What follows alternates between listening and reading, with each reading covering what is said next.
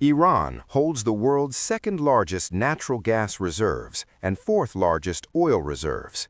Yet its GDP per capita is $4,400, lower than countries with no oil at all.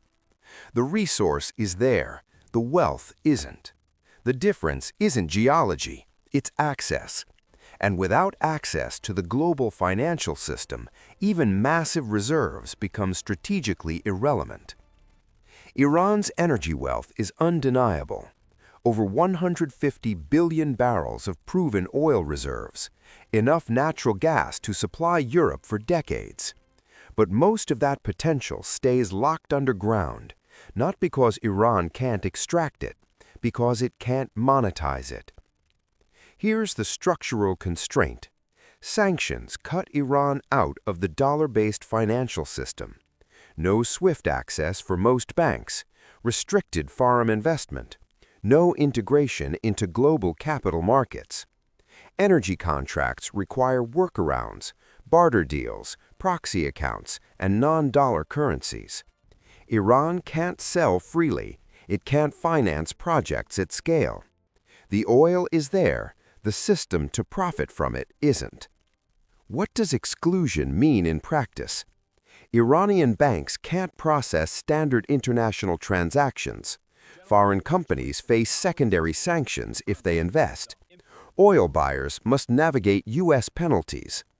Currency reserves can't be held in dollars or easily converted. Even signing contracts becomes a legal minefield. Iran trades through fragmented, inefficient channels that bleed value at every stage.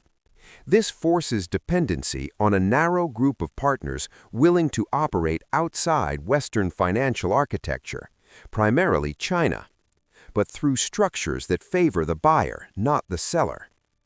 Iran discounts crude to make deals work. It accepts payment in goods, not cash. It builds infrastructure with limited capital inflows. The leverage runs one direction.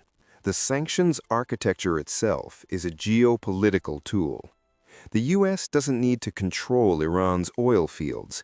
It controls the system through which oil becomes money. SWIFT exclusion, dollar dominance, secondary sanctions on third parties. This makes the resource strategically constrained, not absent, but inaccessible at competitive scale. Iran's position shows how modern power operates. In the 20th century, controlling resources meant controlling wealth.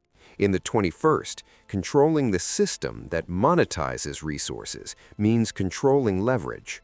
Iran has the input, it lacks the infrastructure to convert that input into geopolitical or economic power.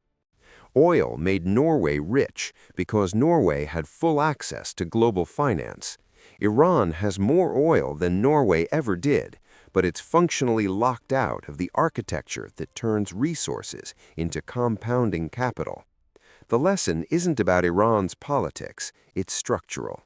Resources create potential, systems create power.